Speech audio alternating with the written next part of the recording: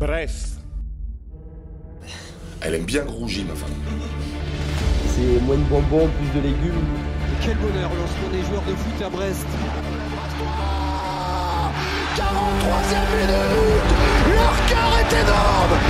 Camara, oh la talonnade, oh la but, oh le magnifique but. Il y a Camara, Jorge. Francis Perra, ça tourne.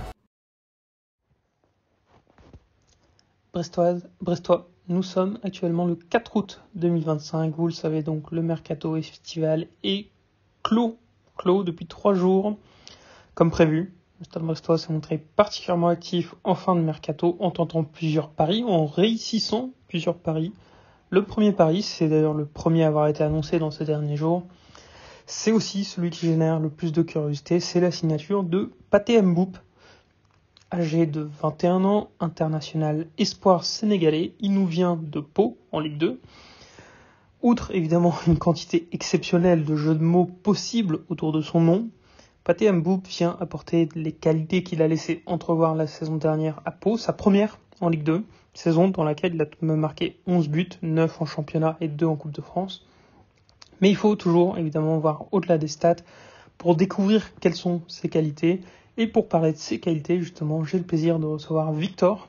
Victor qui est analyste vidéo et scout indépendant, qui a suivi d'assez près Pathé Mboup à Pau, qui a rédigé une analyse écrite sur Substack. Vous pouvez d'ailleurs retrouver le lien en description. Victor, sur cette base, je vais poser la question directement, celle que tout le monde se pose. Est-ce qu'à tes yeux, Pathé Mboup est déjà prêt pour la Ligue 1 après une seule petite saison en Ligue 2, aussi réussie soit-elle? Le niveau pour la Ligue 1, moi je pense qu'il l'a déjà. Déjà la saison dernière en Ligue 2, il ressortait à tous les matchs comme l'un des joueurs les plus intéressants sur le terrain. La saison dernière, il me semble que contre toutes les équipes qui sont montées, que ce soit Metz, le PFC ou Lorient, il a été décisif au moins une fois. Donc ça me semble déjà être un bon indicateur. Et puis sur le début de saison, là, les 3 apparitions qu'il a eues depuis le début de saison, il a franchi un palier. Il est clairement prêt à aller jouer plus haut. Je me fais pas trop de soucis là-dessus, on va dire. Alors, cet ailier gauche signe en Ligue 1, mais il ne signe pas dans n'importe quelle équipe de Ligue 1. Il signe au Stade Brestois 29. Est-ce que là, tout de suite, tu penses que c'est une équipe qui lui correspond, notamment dans le plan et le style de jeu?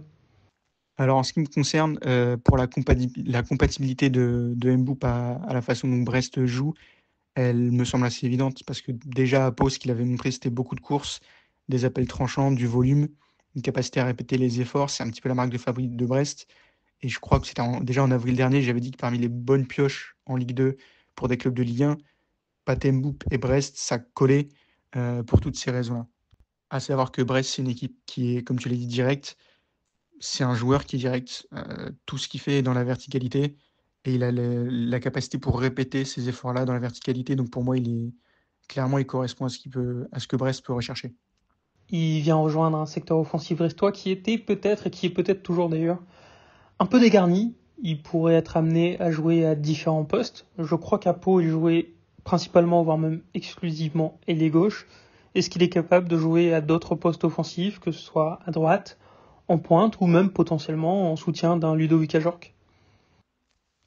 Alors effectivement, à la base, il est plutôt ailier gauche. Il a quasiment uniquement joué ailier gauche la saison dernière. Donc dans la logique de l'effectif brestois, j'imagine que c'est pour remplacer Abdallah Sima dans un profil similaire d'excentré qui amène des courses et qui peut marquer. Il a quelques fois joué dans l'axe la saison dernière, donc je pense qu'il en est capable. Et au-delà du poste, ce qu'il faut prendre en compte, c'est le profil. C'est, comme je l'ai dit, c'est un joueur qui fait beaucoup de courses, qui est attiré normalement plutôt par le but, qui n'est pas forcément maladroit dos au jeu pour un joueur de son gabarit, qui est plutôt un joueur à la base de profondeur.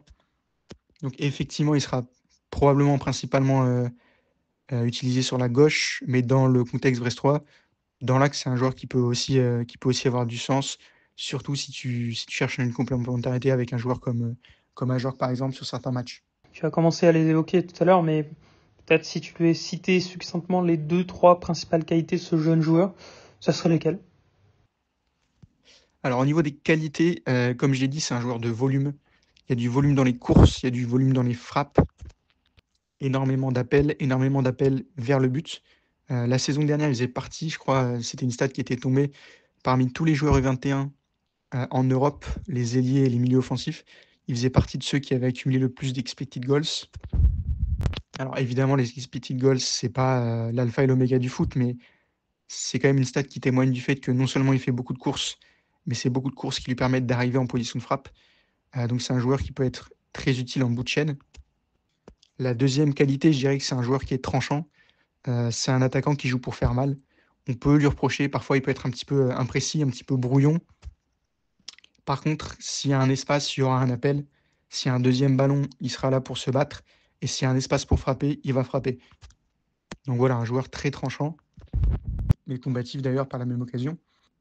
Et puis je dirais que techniquement, c'est pas le joueur le plus fantasque, on va dire. C'est pas celui qui va aller sortir des passements de jambes, des virgules, etc. Par contre, il est efficace. Il est capable de contrôler une passe de 30-40 mètres. Donc encore une fois, on revient au jeu direct de Brest. Et de la contrôler nickel dans la course, avec une prise de balle qui lui permet d'enchaîner derrière, soit par une conduite, soit par une passe, soit par une frappe. Donc il n'est pas très fantasque. Par contre, il est efficace. Il enchaîne rapidement, surtout dans les zones de vérité. Et même sous pression. Je l'ai dit en introduction, on l'a répété, c'est un jeune joueur, seulement 21 ans. Il aura 22 ans à la mi-octobre. Ça signifie que c'est un joueur c'est un joueur qui, on l'espère, va progresser. Et justement, sur quoi il doit progresser selon toi? C'est quoi ses principaux axes de progression pour pouvoir s'imposer en Ligue 1 et finalement monter toujours plus haut? Parce qu'il le dit aussi, c'est un jeune joueur ambitieux qui dit souvent vouloir aller chercher le plus haut possible. Alors au niveau des axes d'amélioration, je dirais que pour un joueur qui a son profil, donc encore une fois un excentré qui va plutôt être dans les courses, dans les déplacements et dans le fait d'aller marquer, je pense qu'il peut améliorer les déplacements dans la surface. De temps en temps, je le trouve un petit peu trop dans la précipitation, on va dire. Il veut faire les appels, il veut être devant le but, il veut marquer, mais il va faire les déplacements un petit peu trop tôt. Et du coup, il ne va pas forcément arriver lancé sur le centre. Deuxième chose, à la finition, je pense qu'il peut encore largement progresser. Je l'ai dit, c'est un joueur qui va vite dans les enchaînements. C'est un joueur qui frappe pour, encore une fois, pour faire mal, pour marquer, et non pas juste pour cadrer les frappes. Par contre, il peut être plus régulier. Et puis, il peut aussi progresser de son mauvais pied, parce que la saison dernière, il a marqué tous ses buts du pied droit, par exemple.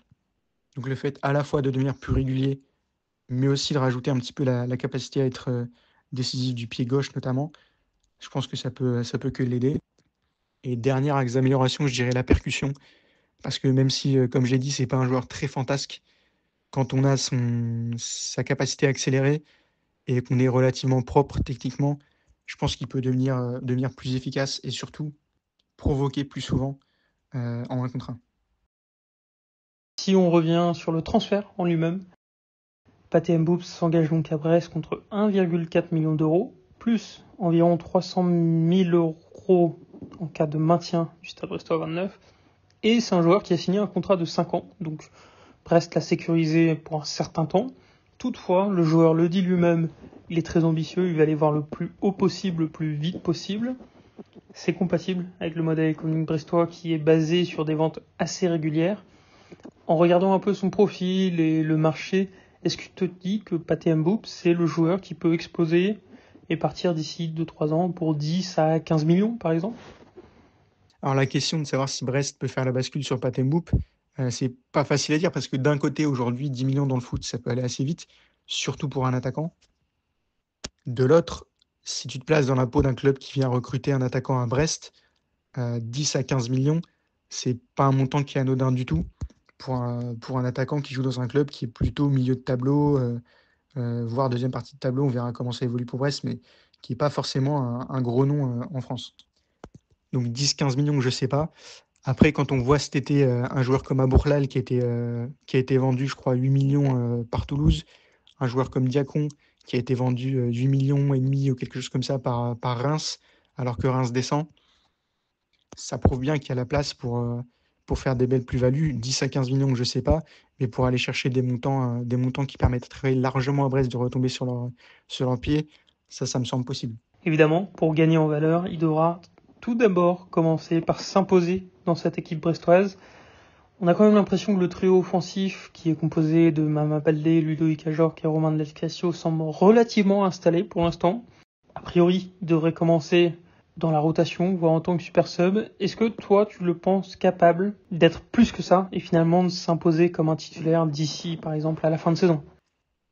Sur la capacité à s'imposer comme titulaire, moi je pense qu'il en est capable. Encore une fois, sur ce qu'il a montré à Pau en Ligue 2, il est pour moi au niveau Ligue 1, donc il n'y a pas de raison qu'il ne soit pas capable de s'imposer dans un effectif de Ligue 1. Aller déloger Del Castillo, je pense pas, déjà parce que Del Castillo c'est plutôt à droite et que Mboup c'est plutôt à gauche. Au-delà de ça, il y a du fait qu'ils ne jouent pas au même poste, c'est des profils qui sont très différents, donc je ne pense pas qu'il soit vraiment en concurrence avec Del Castillo. Par contre, avec Mama Baldé, les profils sont beaucoup plus similaires. Depuis le début de saison, c'est Baldé qui joue à gauche. C'est le poste de base de Pathé Mboup, celui auquel il a le plus évolué, donc la concurrence, elle sera là. Pour le moment, il me semble que Baldé fait quand même un début de saison assez correct. Mais sur le long terme, encore une fois, ayant vu Pathé Mboup la saison dernière, ayant vu Mama Baldé, je pense qu'il peut lui prendre la place. En tout cas, pour moi, il en a les qualités. Victor, merci beaucoup pour cet éclairage. Évidemment, c'est un format audio, on est resté aussi efficace que possible, mais pour ceux qui veulent une analyse plus détaillée, on le rappelle, tu as fait un long Substack présent en description, en 2 commentaires qui précisent ces différentes qualités, qui les illustrent par des séquences, par des chiffres évidemment. N'hésitez pas à aller le voir, c'est en anglais, mais la traduction automatique saura vous aider. Et dans tous les cas, on pourra le découvrir par nous-mêmes, puisqu'il foulera bientôt Francis Leblay. Et justement, on pelouse qu'il côtoiera aux côtés d'autres recrues brestoises que nous présenterons d'ailleurs sur Brest On Air dans les prochains jours.